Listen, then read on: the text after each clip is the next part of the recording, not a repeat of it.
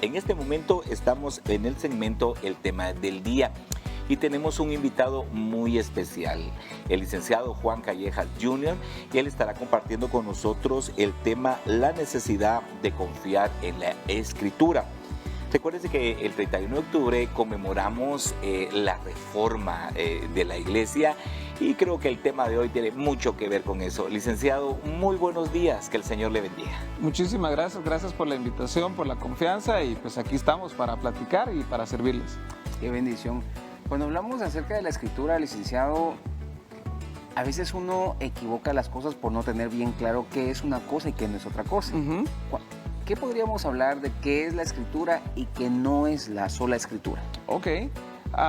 Bueno, lo que nos reúne hoy es una de las famosas 5 solas de la Reforma, ¿no? La sola Escritura o solo la Escritura, que está dentro de estos pilares, digamos, de la filosofía de la Reforma, de lo que nos hace ser reformados, lo que nos hace ser protestantes.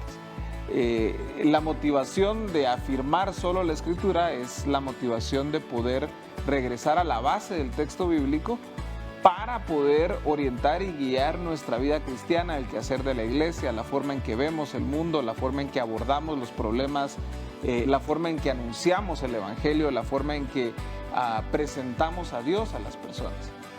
Entonces decir solo la Escritura es afirmar la autoridad final del texto bíblico de la Escritura sobre todas las cosas que tienen que ver relativo a la fe y a la vida cristiana, ¿no?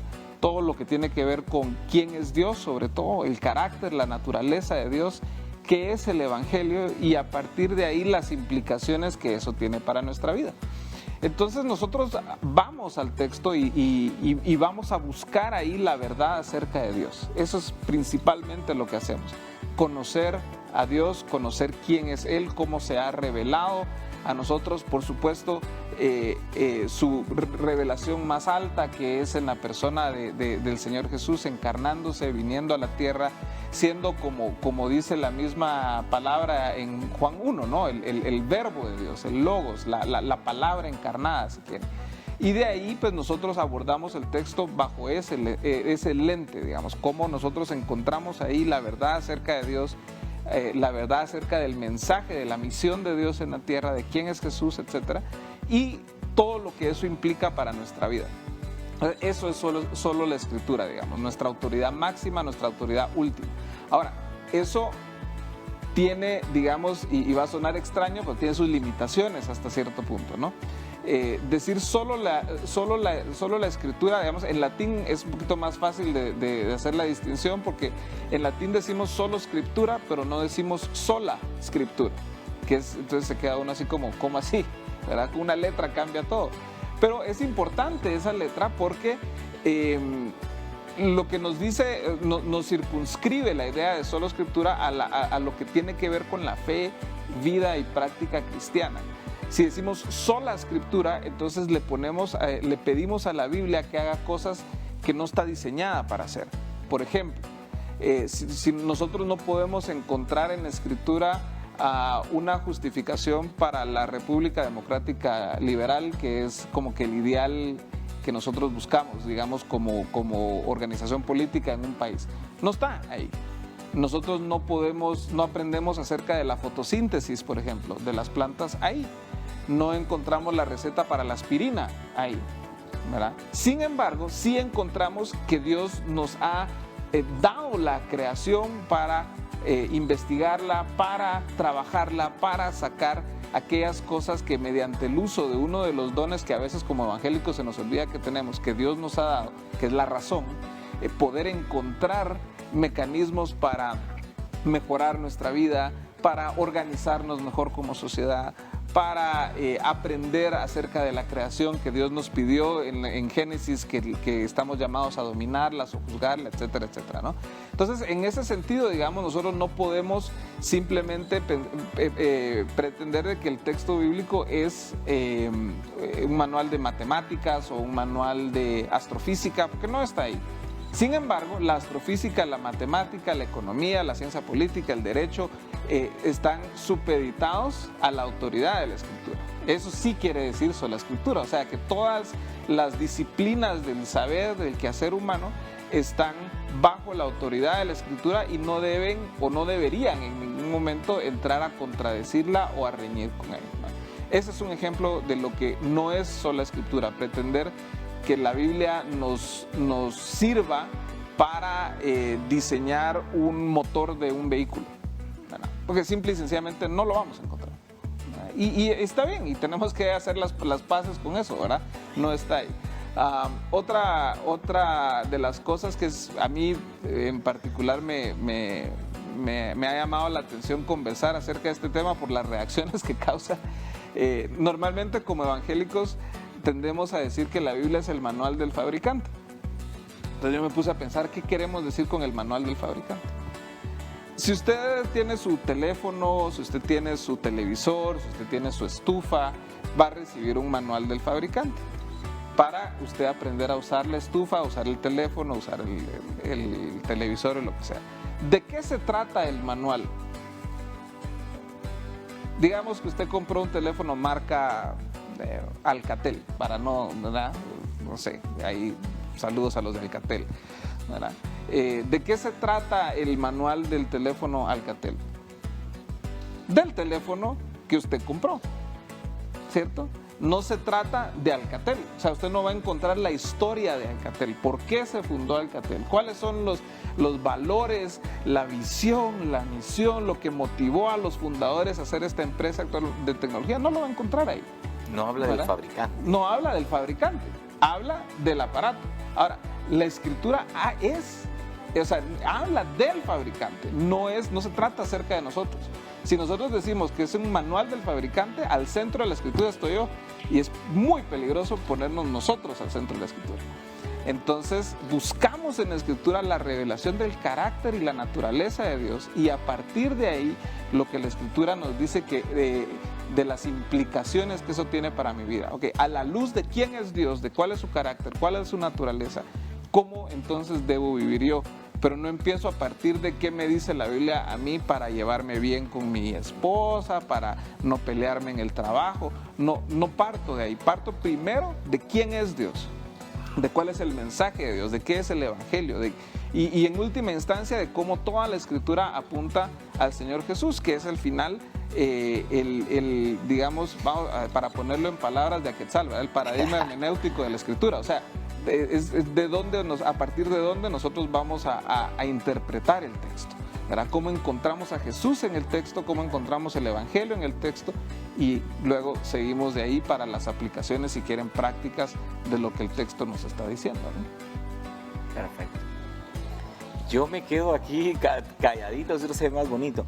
O sea, a mí me quedó claro, pastor, qué es y qué no es. Y yo creo que uno en queriendo pues hacer el mensaje más comprensible, entre veces se desvía un poquito, ¿verdad? Con esa aclaración, porque en realidad la Biblia, yo entendí algo, fue Dios el que quiso revelársenos a nosotros por medio de la Escritura, no nosotros.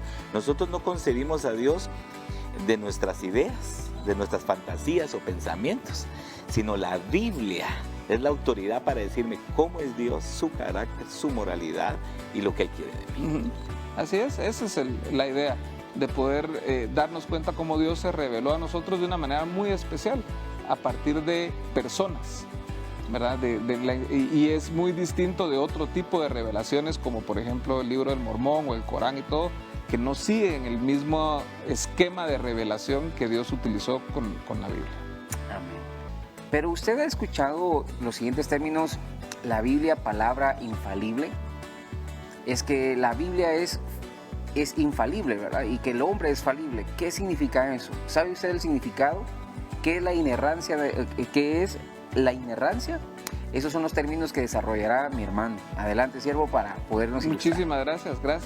Sí, esas son dos palabras muy importantes, sobre todo en estos tiempos donde cuestionar cualquier tipo de autoridad, sea institucional, sea académica, sea política, sea religiosa, pues es la norma, ¿no? Es la moda del día, queremos cuestionarlas a todas y nada es absoluto, todo es cambiante, etc., ¿no? nosotros como cristianos afirmamos estas dos ideas de la Biblia, que la Escritura, la palabra de Dios, es inspirada por Dios, es infalible y es inerrante. Y es bueno hacer la distinción porque pareciera que son sinónimos la palabra infalibilidad y la palabra inerrancia, pero cada una tiene una acepción muy particular. Cuando hablamos de la infalibilidad de la Escritura, hablamos de que la Escritura no se equivoca en lo que enseña. O sea, si nos enseña este es el Evangelio, este es el Evangelio. Si nos enseña esto es el diseño de Dios para la familia, este es el diseño de Dios para la familia. Si nos enseña acerca de esta es la manera en que hemos de perdonar, esta es la forma en que hemos de perdonar, ¿no? Entonces, en su enseñanza, la Biblia es infalible, no se equivoca en eso. Y la parte de la inerrancia de la Escritura, hablamos de que es inerrante en el sentido de que lo que nos dice es correcto siempre, en el sentido, por ejemplo, de tal ciudad a tal ciudad era tal distancia. Esa es la distancia, ¿verdad? En tal tiempo gobernó tal rey. Sí, en tal tiempo gobernó tal rey. Y en ese sentido podemos confiar en la Escritura también, de que los datos que nos da son exactos y las enseñanzas que nos da son exactas. Y eso es sumamente importante porque a veces podemos decir, sí, la Biblia, digamos, en cuanto a moral, en cuanto a fe está bien, pero se pudo haber equivocado en que dice que habían 10,000 caballos, en realidad habían 1,000. No, habían 10,000, si eso es lo que dice, ¿verdad? Y aquí es muy importante hacer una acotación muy necesaria también, de que, sobre todo en el tema de inerrancia, es muy importante decir que es inerrante en sus idiomas originales, ¿verdad? Porque nosotros lo que tenemos es una traducción ya muchos años después, con mucha distancia de cuando se escribieron los textos originales, pero si vamos y hacemos ese esfuerzo, y obviamente no todos estamos llamados a hacer ese esfuerzo de leer griego y leer hebreo y todo, eso es, cualquier estudiante de seminario ahorita se va a estar riendo de mí diciendo esto no es nada fácil hacerlo, ¿no? Pero en los idiomas originales el texto podemos afirmar su inerrancia. Ahora, con el paso del tiempo puede ser que haya habido algunas modificaciones que necesitamos nosotros corregir y tener la honestidad intelectual de corregirlos, ¿verdad? Les voy a dar, por ejemplo, cuando Martín Lutero se topó con el texto en Marcos, Marcos dice que el Señor Jesús regresa del desierto y empieza a predicar el Evangelio, ¿no? Y empieza a decir, el reino de los cielos se ha acercado, arrepiéntanse y crean en el Evangelio. Bueno, Lutero estaba acostumbrado a leer el texto en latín. La traducción que San Jerónimo hizo de la Latina Vulgata, pues él usó el mejor latín que podía usar para traducir el griego. Ahora, para la palabra griega metanoia, que es la palabra de arrepentimiento, no existía una traducción en latín. Entonces, San Jerónimo la tradujo como penitentie o hagan penitencia. Entonces, cuando Lutero leía en latín el texto, él decía, el Señor Jesús decía, el reino de los cielos se ha acercado, hagan penitencia y crean en el Evangelio. Hacer penitencia no es lo mismo que arrepentirse. No. ¿Verdad? Pero otra vez, esto es un error involuntario, digamos.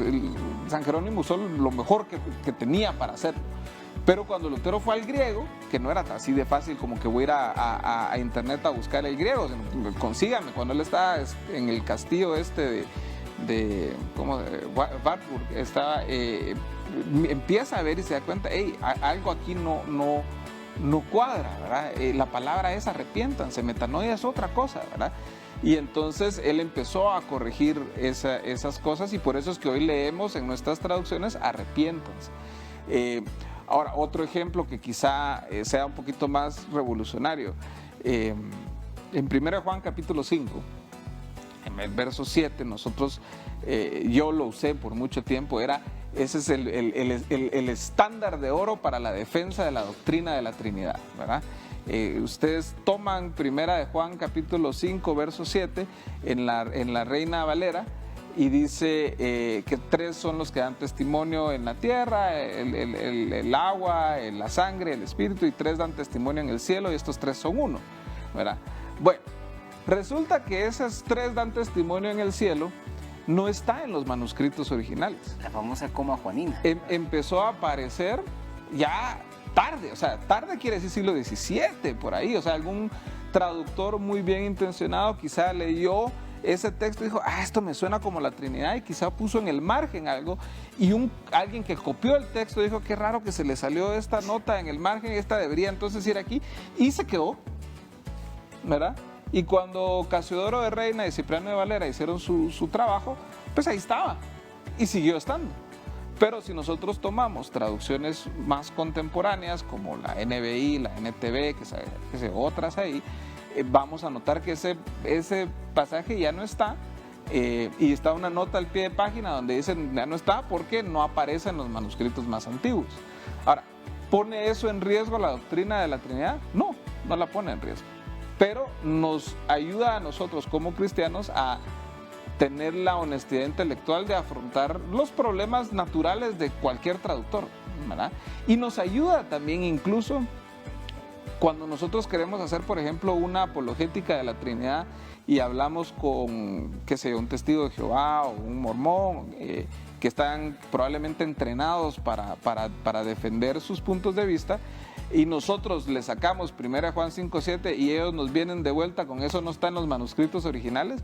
Si no lo sabemos, quedamos muy mal, digamos, en la argumentación, ¿no? Dejar el debate, pues puedes quedar hasta mal parado en tus convicciones. Sí, y uno mismo puede salir así, híjole, ¿cómo así que no está?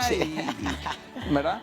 Entonces, en ese sentido, por eso es bueno decir en los idiomas originales, ¿verdad? Y darle muchísimas gracias a Dios porque en su gracia y en su providencia ha permitido que cada vez más tengamos más acceso a los textos originales, que cada vez más haya mejores esfuerzos para traducir la Biblia de mejor manera, y de manera más clara, de manera más entendible, de manera más accesible para las personas, y más fiel a lo que originalmente los autores del texto tenían como intención, ¿verdad? Entonces, cuando hablamos de infalibilidad y inerrancia, es una manera de nosotros fortalecer nuestra confianza en el texto, de conocer un poquito también la propia historia del texto, porque ha pasado tantos años, ¿verdad? Y la necesidad y de apoyar y de incentivar que haya más traducciones. Hay personas que dicen, no, si no es la Valera 60, no es, ¿verdad? Pero se les olvida que antes de la Valera 60 estaba la Valera 19 y antes habían otras, ¿no? Y entonces no podemos, digamos, hacer un ídolo de nuestra traducción, que eso es probablemente a veces un error que cometemos, ¿no? Porque no es el texto original, ¿verdad? La escritura no se escribió en español, no se escribió en inglés. A veces pensamos que si lo decimos en inglés entonces tiene más autoridad, tampoco, ¿verdad? Se escribió en hebreo, en griego y algunas partecitas en arameo, y debemos nosotros reconocer eso también, ¿verdad? Miren qué interesante esta parte. Ahorita me hizo recordar en el seminario el curso de crítica textual, ¿verdad? Porque por ejemplo, hablando de ese texto, dice, entonces la Trinidad no existe. No estamos diciendo eso. No solamente ese texto nos habla acerca de la Trinidad, por ejemplo, ¿verdad? Toda la Biblia nos habla acerca del Padre, el Hijo y el Espíritu Santo, y que son uno. El apóstol Pablo lo agarra en su teología. Y hermanos, eso solamente viene a fortalecer nuestra fe y a motivarnos para escudriñar. Ahora, tal vez esta pregunta está un poco redundante y se da la respuesta sola, ¿verdad? Es una pregunta retórica, Lick, porque es necesario en este tiempo confiar solamente en la palabra del Señor. Hay varias razones importantes. Creo que una de las primeras, y que es una necesidad que pues nos urge atender como iglesia en Guatemala y posiblemente en América Latina también. Bueno, después del año pasado en Estados Unidos, tal vez allá también. Pero hay un analfabetismo bíblico terrible, o sea, que llora sangre, ¿no? En la iglesia.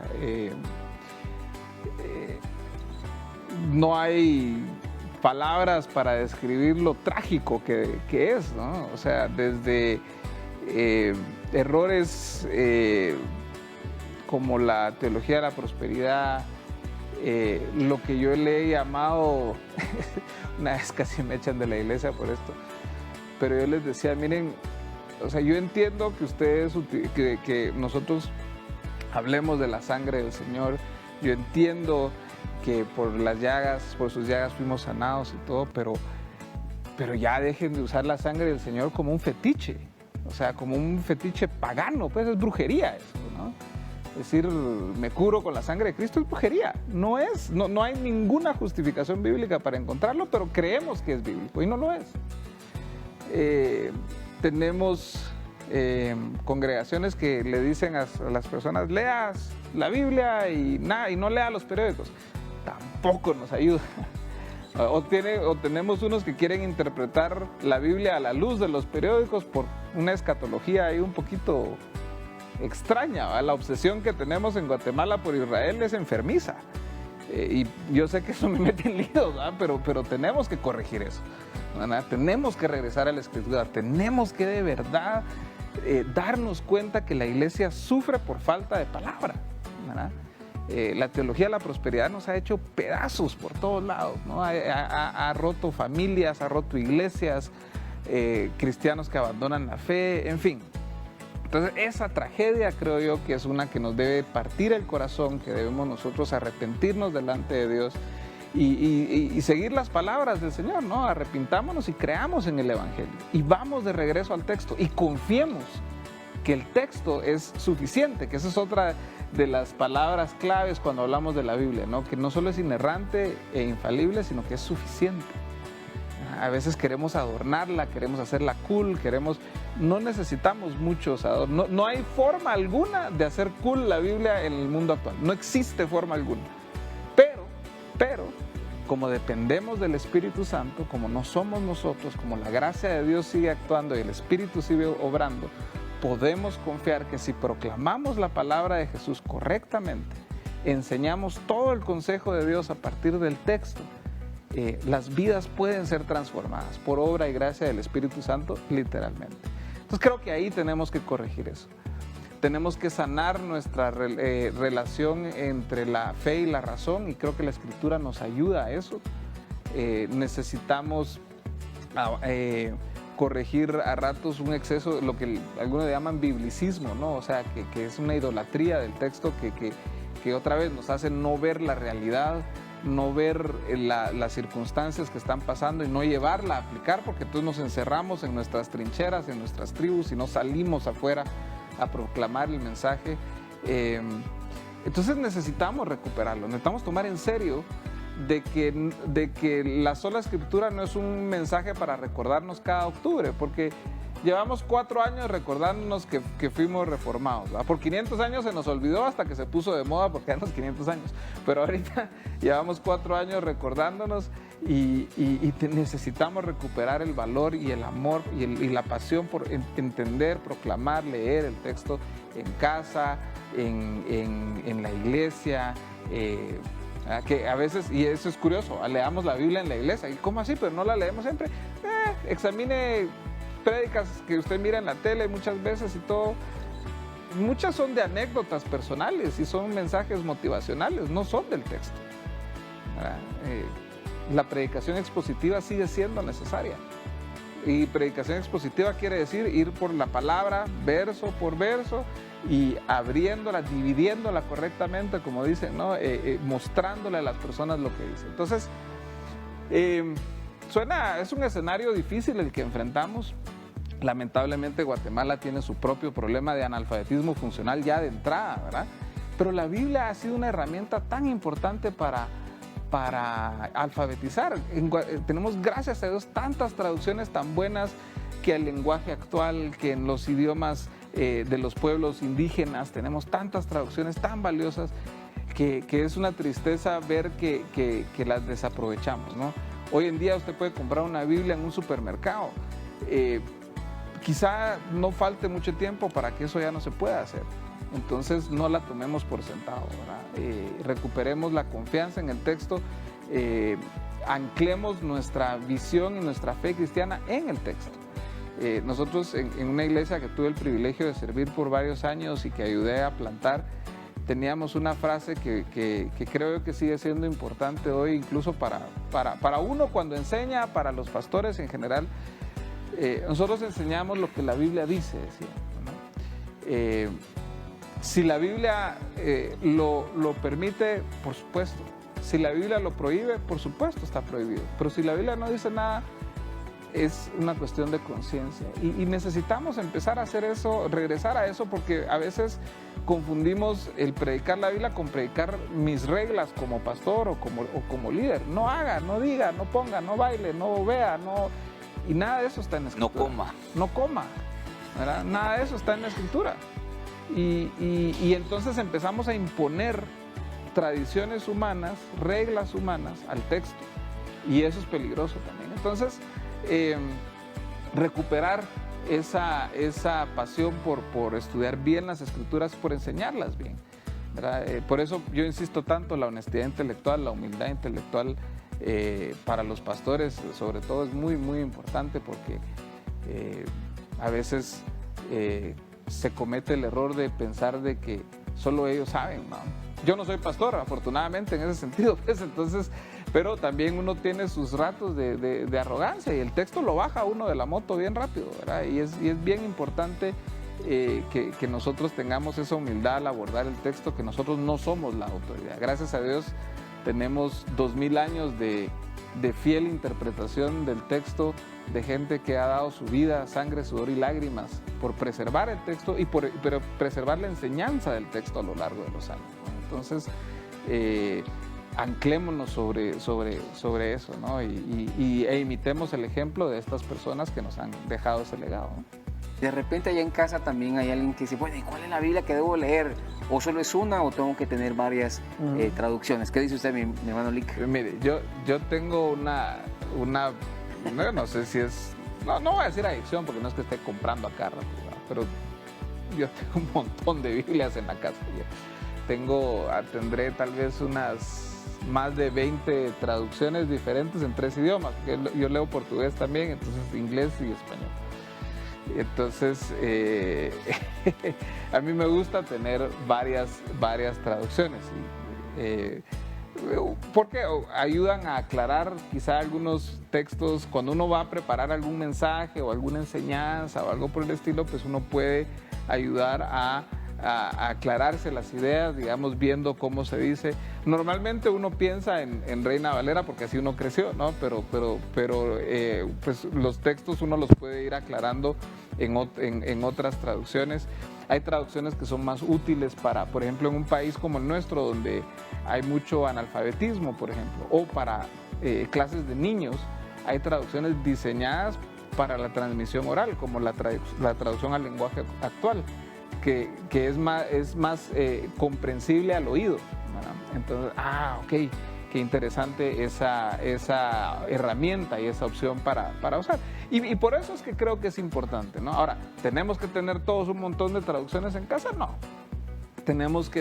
Pero yo sí creo, ahí tal vez yo sí haría una recomendación de que estamos en un mundo, en un contexto de comunicación muy distinto, ¿ya? El lenguaje del español, digamos, del siglo de oro español ya no se usa. Y si queremos comunicar en un mundo de comunicación instantánea, de redes sociales, de memes, de cuestiones así, pues es bueno tener al alcance alguna herramienta, alguna traducción que sea más sencilla para ese tipo de comunicación. Por supuesto, la Reina Valera va a ser creo yo, va a seguir siendo todavía por mucho tiempo el estándar, que curiosamente, como dato curioso, es anterior a la King James, que es la versión en inglés o la traducción en inglés que muchos, digamos, dicen esa es la mejor traducción, pero la Biblia del Oso es anterior, es 1569, si no estoy mal, y la King James es 1611, entonces ahí ganaron los españoles, ¿verdad? Pero feliz día de la hispanidad. Sí, pues. Pero no, creo que es bueno, es útil. Yo tengo diversas traducciones y me ha servido muchísimo como herramienta de estudio, ¿verdad? De enseñanza, también para diferentes audiencias. Si voy a hablar con, digamos, personas católicas, probablemente voy a usar Mi Dios habla hoy, que la van a sentir un poco más digerible, digamos. No voy a usar el Jehová de la Valera 60, sino uso el Yahvé o el Señor, como las traducciones más contemporáneas. Las Américas, ¿no? La Biblia de las Américas, sí. Yo aquí, esta que tengo aquí es una traducción viviente. Y cuando hablamos de la sola escritura, viene a la mente como cuál es la mera, ¿verdad? El pastor me recomienda. Yo honestamente me quedo con la 60, la Reina Valera. Tampoco no tengo nada en contra de las nuevas. Al contrario, hay palabras que prefiero buscarlas ahí. Sí. ¿Verdad? Y más que para enriquecer la prédica, siento que me lo explica mejor, ¿verdad? Yo creo que no es que esté perdiendo la esencia, solo está haciendo el lenguaje más sencillo y comprensible. Jamás se está perdiendo la esencia, porque la Biblia tampoco hay que diluirla ni alterarla, dijo Fermín Cuarto. El hermano Fermín Cuarto. Pero me parece que en las traducciones tenemos que ser un poquito más abiertos, ¿verdad? Y sobre todo teniendo esa ventaja que ahora sí hay tecnología y se pueden consultar textos originales. También. Es que ahora eso está bueno. Sí, mire que esta versión. Y más que todo, aquí en Guatemala hay gente que Dios está levantando, Pastor Rigo, y usted lo sabe, que participan de esas traducciones. Sí. El mismo autor Luis Fernando Solares, ¿verdad? También ahorita se me escapa el nombre del doctor que fue presidente de la Sociedad Bíblica de Guatemala. Mazariegos, Mazariegos también. O sea, hay gente digna aquí en Guatemala que debido a su calidad y a su excelencia en el estudio son tomados en cuenta para estas traducciones. Definitivamente. Yo tengo una pregunta, Lick. ¿Es lo mismo hablar de libros deuterocanónicos que apócrifos? Ok, esa pregunta es bien interesante. En el contexto de la Reforma, pues obviamente no hay forma de escaparse de tratar de dialogar sobre las diferencias entre nosotros como cristianos evangélicos y nuestros hermanos católicos u ortodoxos u otros, ¿no? Pero sobre todo con los católicos romanos, pues hay diferencias que son importantes y que necesitan de un diálogo abierto, caritativo, amoroso, humilde, que nos permita buscar los puntos de unidad donde existen, ¿no? La escritura por supuesto, es un tema que se vuelve polémico. Es que tu Biblia tiene libros de más, es que tu Biblia tiene libros de menos, ¿verdad? Y ustedes creen solo en la Biblia y nosotros en la tradición, y a nosotros, o los acusamos, ustedes solo creen en la tradición y no leen la Biblia, y nosotros sí leemos la Biblia y se nos olvida que tenemos nuestra tradición también, ¿verdad? Y entonces entra esa discusión, y uno de los puntos álgidos es el tema de los libros que en las traducciones católicas de la Biblia están y que nosotros no tenemos, que son los libros deuterocanónicos, ¿verdad? Los primera y segunda de Macabeos, ¿verdad? Hay algunos otros, hay Tobit y otros por ese estilo.